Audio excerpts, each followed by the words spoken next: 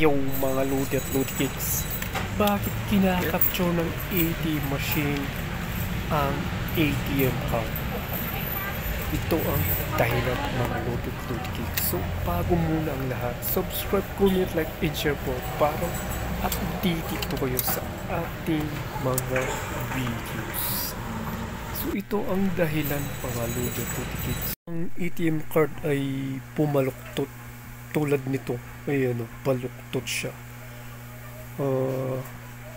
Ayun, baluktot siya. Para siyang lumupo sa kabila at sa kabila ay lumalim. So ito po yung dahilan kung bakit kinapture ng ATM machine ang aking ATM card. Paano na kaya?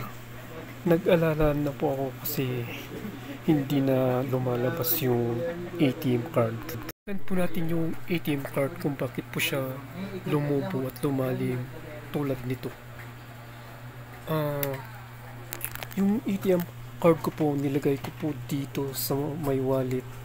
Dito sa may pulsa ng wallet na kung saan meron po siyang butones.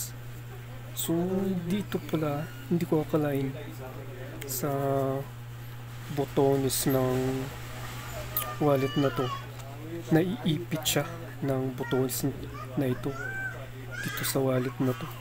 So kung makikita nyo ito, parang ganun ang nangyari. Lumalim po siya, saka siya lumubo at bumaluktot. So mas maganda pala pagka nilalagay niyo po ang ATM card sa wallet, dapat hindi po ilalagay sa may ng wallet na may butones, kasi yun nga, tulad ng nangyari sa aking ATM card ay lumubo siya, pumaluktot. Yan, parang ganyan ang itsura. So yun tuloy ang dahilan kung bakit nakapture ang aking ATM card at nag-abala pa po ako.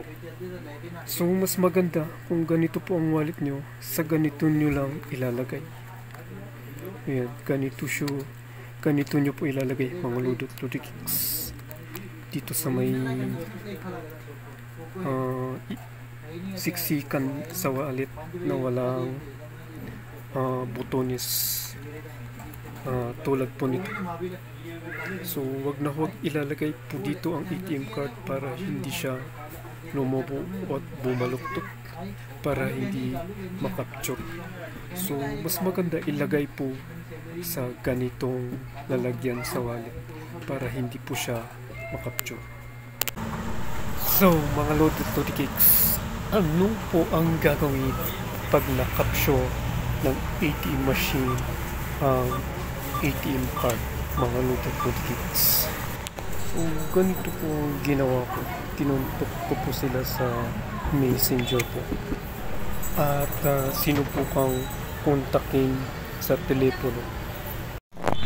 So kinabukasan mga Lodi at Lodi Cakes, pinalo ko po yung ATM card ko po. So sabi sa akin, i-replace po yung ATM card kasi nung tinry po namin talaga hindi siya lalabas sa ATM machine pagka ipinasok. So pina-replace ko po, and then nagkaroon na po ako ng bago. So maganda na po at pwede na po siyang lumabas sa ATM machine.